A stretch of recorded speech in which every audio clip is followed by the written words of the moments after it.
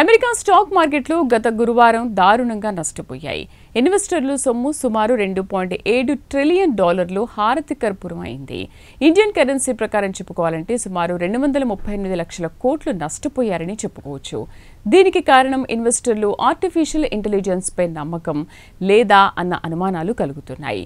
ఇక AI కంపెనీలకు chips తయారు చేసే కంపెనీ NVIDIA Q3లో అద్భుతమైన ఫలితాలు ప్రకటించినా మార్కెట్లు నష్టపోవడానికి కారణమేంటో ప్రత్యేక కథనంలో తెలుసుకుందాం.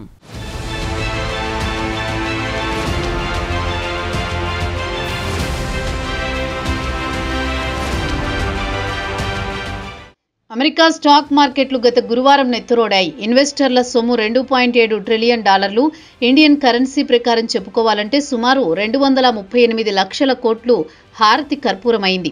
దీనికి కారణం ఇన్వెస్టర్లు AI మీద పెద్ద నమ్మకం కుదరకపోవడమే. అదే సమయంలో గత గురువారం నాడు ఆర్టిఫిషియల్ ఇంటెలిజెన్స్ కంపెనీలకు చిప్స్ తయారు చేసే కంపెనీ ఎన్విడియా 3వ త్రైమాసికంలో అద్భుతమైన ఫలితాలు ప్రకటించింది. Q3లో ఎన్విడియా $57 బిలియన్ రెవెన్యూ ఆర్జించింది.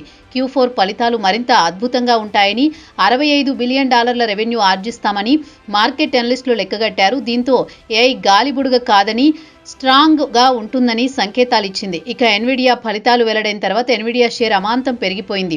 తర్వాత వెంటనే నష్టాల్లోకి జారుకుంది.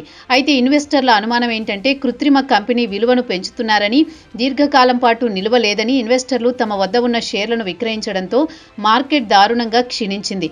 మొత్తానికి చూస్తే ఇన్వెస్టర్ల సొమ్ము $2.7 ట్రిలియన్ నష్టపోయారు.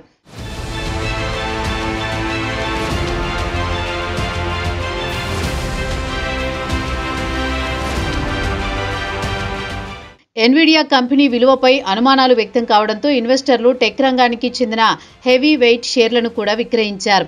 ఉదాహరణకు యాపిల్, అమెజాన్, మైక్రోసాఫ్ట్ షేర్లను విక్రయించారు. ఈ 3 కంపెనీల మార్కెట్ క్యాపిటలైజేషన్ సుమారు $100 బిలియన్ వరకు నష్టపోతే కేవలం ఒక్క ఎన్విడియా మార్కెట్ క్యాప్ ఇంట్రాడేలో $400 బిలియన్ వరకు నష్టపోయింది. హెడ్జ్ ఫండ్స్ ఎన్విడియాకు చెందిన బిలియన్ల కొద్దీ డాలర్ల షేర్లను విక్రయించి బయటపడ్డారు. ఇక అమెరికా జాబ్ మార్కెట్ గణాంకాలపై మిశ్రమ స్పందన కనిపించింది. అలాగే క్రిప్టో కరెన్సీ ధరలు కూడా క్రాష్ కావడంతో AI భూమిపై అనుమానాలు తలెత్తడంతో దాని ప్రభావం అమెరికా మార్కెట్లపై కనిపించింది. మార్కెట్ కరెక్షన్ కు గురైందని మార్కెట్ అనలిస్టులు అభిప్రాయపడుతున్నారు.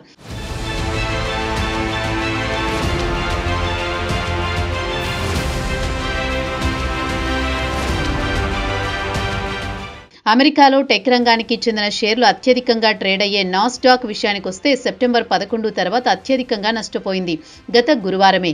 ఇక S&P 500 సెప్టెంబర్ 10 తర్వాత అత్యంత నష్టపోయింది. ఎన్విడియా షేర్ల విషయానికి వస్తే ఫలితాలు వెల్లడైన తర్వాత ఏకంగా 5% షేరు ధర పెరిగింది. మార్కెట్ ముగిసే సమయానికి 3.2% నష్టంతో ముగిసింది.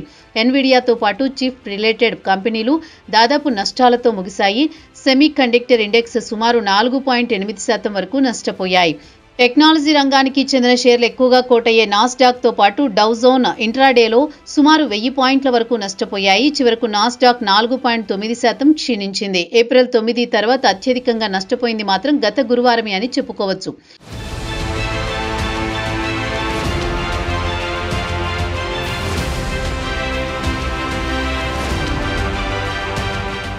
ఇన్వెస్టర్ల ఆందోళన విషయానికి వస్తే టెక్నాలజీ రంగానికి చెందిన కంపెనీల విలువ కృత్రిమంగా పెంచేస్తున్నారని, అదీ కాకుండా ఆర్టిఫిషియల్ ఇంటెలిజెన్స్ బిలియన్ల కొద్దీ డాలర్లు పెట్టుబడులు పెడుతున్నారు. అంత భారీ మొత్తంలో పెట్టుబడులు పెట్టినా దానిపై రిటర్న్స్ వస్తాయా అన్న అనుమానాలు వ్యక్తం చేస్తున్నారు. అందుకే ఇన్వెస్టర్లు, హెడ్జ్ ఫండ్స్ తమ వద్ద ఉన్న షేర్లను విక్రయించుకుని బయటపడుతున్నారు. ఇక అమెరికాలో సెప్టెంబర్లో నిరుద్యోగుల సంఖ్య రేటు పెరిగింది. అయితే రాబోయే నెలల్లో జాబ్ మార్కెట్ పుంజుకుంటుందని ఆర్థికవేత్తలు అంచనా వేస్తున్నా ఇన్వెస్టర్లలో నమ్మకం కుదర్చలేకపోయింది. దీంతో పాటు ఫెడ్ రిజర్వ్ వచ్చే నెల కీలక వడ్డీ రేట్లు తగ్గిస్తుందా లేదా అనే అనుమానాలు కూడా మార్కెట్ను వెంటాడుతున్నాయి.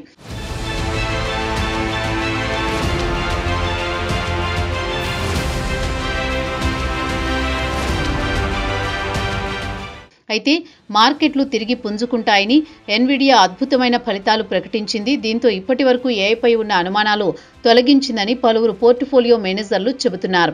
అయితే గురువారం నాటికి మార్కెట్ క్రాష్ కు ఖచ్చితంగా కారణం చెప్పలేమంటున్నారు. కాగా గత గురువారం నాడు కన్స్యూమర్ స్టేపుల్ సెక్టార్ 1.1% పెరిగితే టెక్నాలజీ రంగానికి చెందిన సూచీలు 2.7% క్షీణించాయి.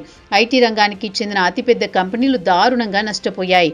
ఫెడ్ గవర్నర్ లీసా కుక్ అంచనా ప్రకారం వాస్తవ విలువ కంటే షేర్ల ధరలు విపరీతంగా పెంచేశారు. దీంతో ప్రస్తుతం కరెక్షన్ ఏర్పడిందని చెప్పారు. అయితే అత్యధికంగా లాభపడింది మాత్రం వాల్మార్ట్. దీని షేరు 6.5% పెరిగింది. ఈ ఏడాది అద్భుతమైన ఫలితాలు సాధిస్తామని కంపెనీ చెప్పడంతో ఇన్వెస్టర్లలో నమ్మకం ఏర్పడింది. అదీ కాకుండా వచ్చే నెల నుంచి ఈ షేరు న్యూయార్క్ స్టాక్ ఎక్స్చేంజి నుంచి నాస్డాక్లో ట్రేడ్ కాబోతోంది.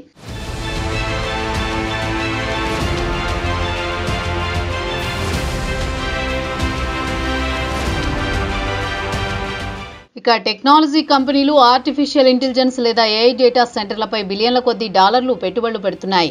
దానిపై ఇప్పటి వరకు పెద్దగా లాభాలు వచ్చింది లేదు. భవిష్యత్తులో లాభాలు వస్తాయో రావో అన్న అనుమానాలు ఇన్వెస్టర్లను వెంటాడుతున్నాయి. కంపెనీలు చెప్పే లెక్కలను ఇన్వెస్టర్లు నమ్మడం లేదు. వాస్తవ ధర కంటే చాలా ఎక్కువ చేసే చూపుతున్నారని ఇన్వెస్టర్లు బలంగా నమ్ముతున్నారు. దీంతో పెద్ద ఫండ్ హౌస్లే గురువారం నాడు $40 బిలియన్ షేర్లను విక్రయించారు. ఏఐ ఒట్టి గాలిబుడిగేనా అన్న అనుమానాలు మాత్రం ఇన్వెస్టర్లను వెంటాడుతున్నాయి. ఏఐ కంపెనీలకు చిప్ తయారు చేసే కంపెనీ సీఈఓ జెన్సన్ హువాంగ్ రాబోయేది కాలమంతా ఏఐదే అని ఘంటాపథంగా చెబుతున్నారు. మీకు కావలసిన అన్ని పనులు ఏఐ చేసి పెడుతుందని భరోసాగా చెబుతున్నారు. తన కంపెనీ చేతిలో ప్రస్తుతం $500 బిలియన్ ఆర్డర్లున్నాయని చెబుతున్నా ఇన్వెస్టర్లు మాత్రం నమ్మడం లేదు. ఇక ఐటీ కంపెనీలన్నీ పూర్తి స్థాయిలో ఏఐకి వెళ్లి మంచి ఫలితాలు చూపిస్తే కానీ ఇన్వెస్టర్లు నమ్మకం కలగదేమో అంటున్నారు మార్కెట్ అనలిస్టులు.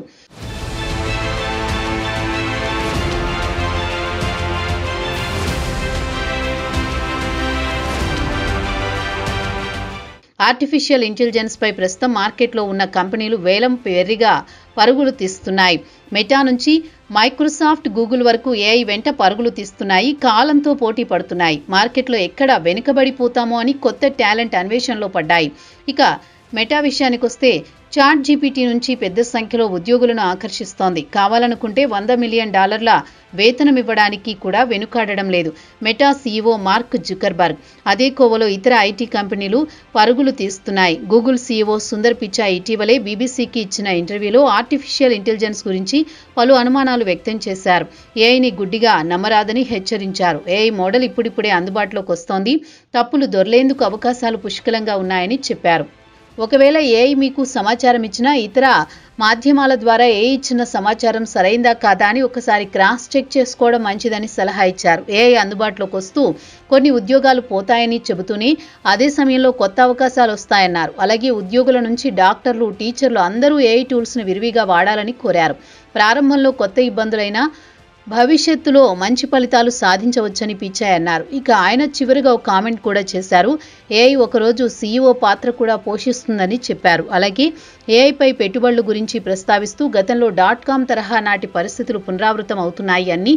అన్ని ఐటీ కంపెనీలు ఏఐపై పెద్ద మొత్తంలో పెట్టుబడులు పెడుతున్నాయి. ఒకవేళ బుడగ పేలితే తాము కూడా మునిగిపోతామన్నారు. అందుకే తాము కూడా జాగ్రత్తగా ఆచితూచి అడుగులేస్తున్నామని పిచాయ్ వివరించారు. మొత్తానికి ఏఐపై పెద్ద కంపెనీలు వేలం వెర్రిగా పెట్టుబడులు పెడుతున్నాయని ఆయన కూడా పరోక్షంగా హెచ్చరించారు.